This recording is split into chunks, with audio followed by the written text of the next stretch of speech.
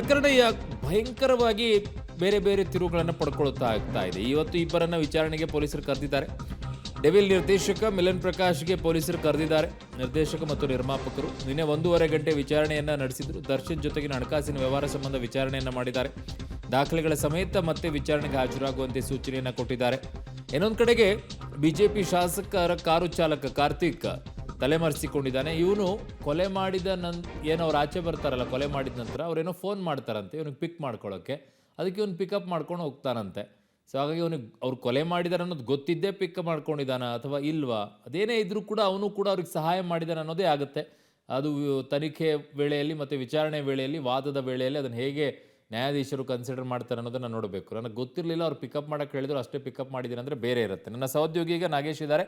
ನಾಗೇಶ್, ಪ್ರಕಾಶ್ ಅವರ ವಿಚಾರ, ಇನ್ನೊಂದು ಕಡೆಗೆ ಕಾರ್ತಿಕ್ ವಿಚಾರ, ಏನಿದೆ ಈಗ ಪೊಲೀಸ್ಗಳ ಮಾಹಿತಿ? ಈಗ ಅರುಣ್, ರೇಣುಕಾಸ್ವಾಮಿ ಕೊಲೆ ಮಾಡಿದ ಬಳಿಕ ದರ್ಶನ್ ಅಂಡ್ ಗ್ಯಾಂಗ್ ಜೈಲು ಸೇರಾಗಿದೆ. ಅದಾದ ಬಳಿಕ ಈ ಒಂದು ಕೃತ್ಯದಲ್ಲಿ ಈ ಹಿಂದೆ ಬ್ಯಾಕ್ ಬೋನ್ ಆಗಿ ಯಾರೆಲ್ಲ ಕೆಲಸವನ್ನ ಮಾಡಿದ್ದಾರೆ ಅನ್ನುವಂಥದ್ರ ಬಗ್ಗೆ ಈಗಾಗಲೇ ಪೊಲೀಸರು ಎಲ್ಲ ರೀತಿಯ ಮಾಹಿತಿಯನ್ನು ಕಲೆ ಹಾಕೊಂಡಿರುವಂಥದ್ದು.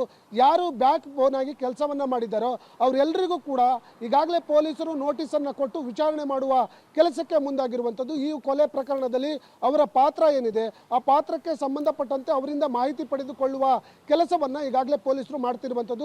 ನಿನ್ನೆ ಮಿಲನ ಪ್ರಕಾಶ್ ಏನಿದ್ದಾರೆ ಅವರನ್ನು ಕೂಡ ವಿಚಾರಣೆ ಮಾಡಿದ್ರು. ಜೊತೆಗೆ 40 ಲಕ್ಷ ಹಣ ಕೊಟ್ಟಂತಹ ಮೋಹನ್ ರಾಜ್ ಅವರನ್ನು ಕೂಡ ನಿನ್ನೆ ವಿಚಾರಣೆ ಮಾಡಿ ಸುಮಾರು 1.5 ಗಂಟೆಗಳ ಕಾಲ ಇಬ್ಬರನ್ನು ವಿಚಾರಣೆ ಮಾಡಿದಂಥ ಪೊಲೀಸರು ಈ ಹಣಕಾಸಿನ ವಿಚಾರವಾಗಿ ದರ್ಶನ್ ಮತ್ತು ಇವರ ನಡುವೆ ಆಗಿರುವಂಥ ಬೆಳವಣಿಗೆ ಬಗ್ಗೆ ಎಲ್ಲ ರೀತಿಯ ಮಾಹಿತಿಯನ್ನು ಕಲೆ ಹಾಕಿಕೊಂಡಿರುವಂಥದ್ದು.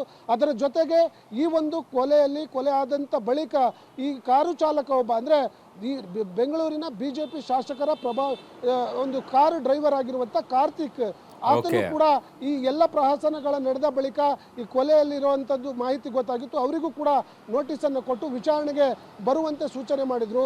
ಅದರಲ್ಲಿ ಇವರ ಪಾತ್ರ ಏನಿದೆ ಅನ್ನುವಂಥದ್ದನ್ನು ತಿಳಿದುಕೊಳ್ಳುವ ಕೆಲಸಕ್ಕೆ ಈಗಾಗಲೇ ಪೊಲೀಸರು ಮುಂದಾಗಿರುವಂಥದ್ದು. ಅರುಣ್. ಓಕೆ ನಾಗೇಶ್, ನಿಮ್ಮೆಲ್ಲ ಮಾಹಿತಿಗೆ ಧನ್ಯವಾದಗಳು.